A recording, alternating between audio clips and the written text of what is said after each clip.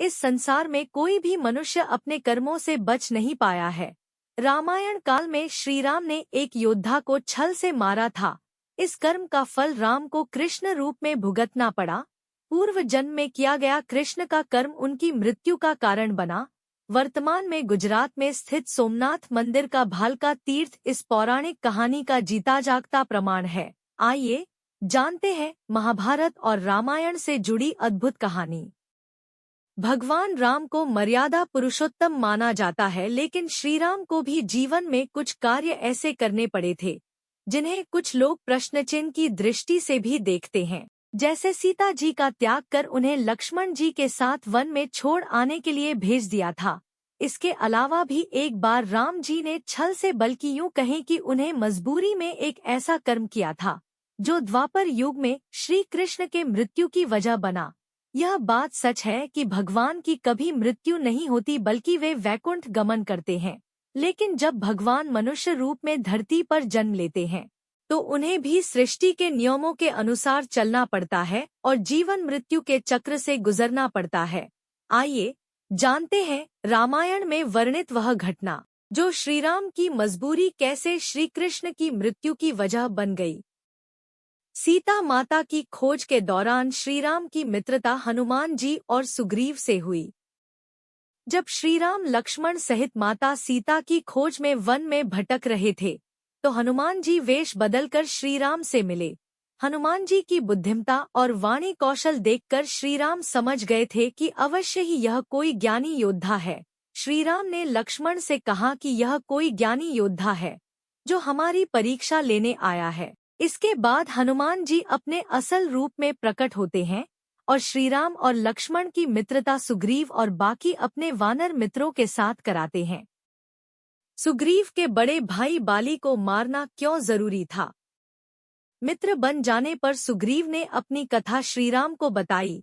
वास्तव में सुग्रीव और वाली दोनों भाई थे, लेकिन बाली को अपनी शक्तियों पर बहुत ही अहंकार था।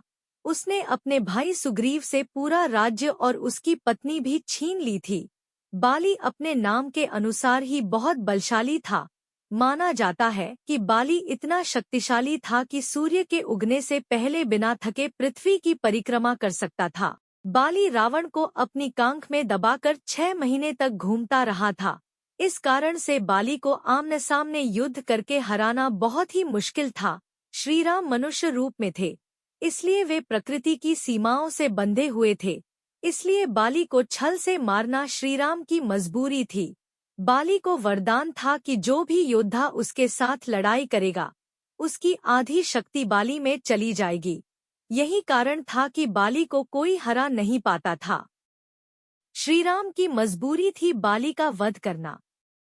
जब सुग्रीव ने बाली की शक्तियों और वरदान के बारे में श्रीराम को बताया तो श्रीराम समझ गए कि बाली को युद्ध में हरा पाना लगभग असंभव है।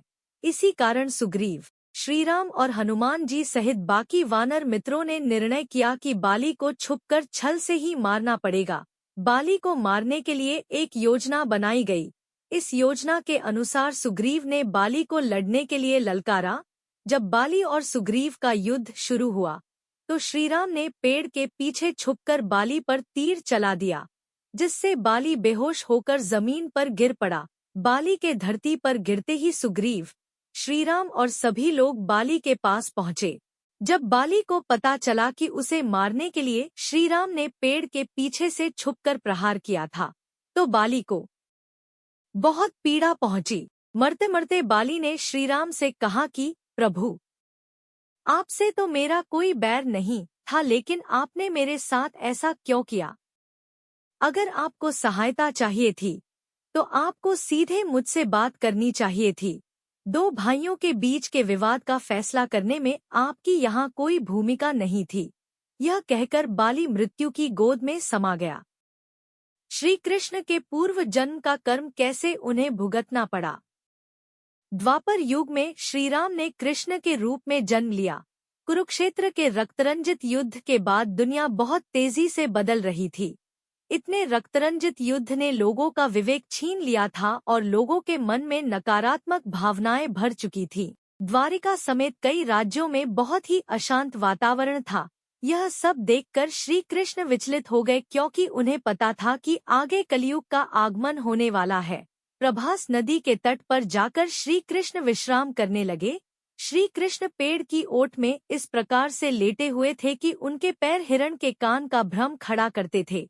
इसी दौरान एक बहेलिया आया और उसने हिरण के भ्रम में श्री कृष्ण के पैर पर तीर चला दिया। तीर के मुख पर लोहे की छड़ लगी होती है। इसके प्रभाव से श्री कृष्ण के शरीर में विष फैल गया और श्री कृष्ण की मृत्यु हो गई। इस तरह भ्रम की स्थिति में जिस तरह श्रीराम ने बाली को मारा था, उसी तरह भ्रम की स्थिति में श्री कृष्ण की मृत्यु बहेलिये के तीर से हो गई।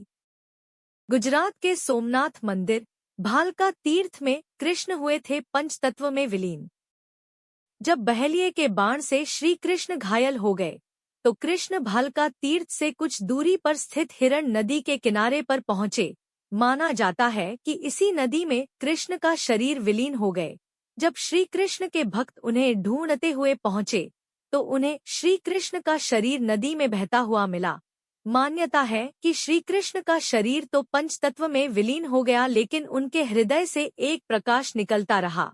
बाद में उनके हृदय को जगन्नाथपुरी में श्री कृष्ण की प्रतिमा के अंदर स्थापित कर दिया गया।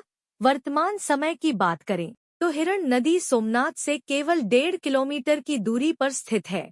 मान्यता है कि यहाँ आज भी भगवान कृष्ण के चरणों के निशान हैं। इस जगह को देहोत्सर्ग तीर्थ नाम से भी जाना जाता है।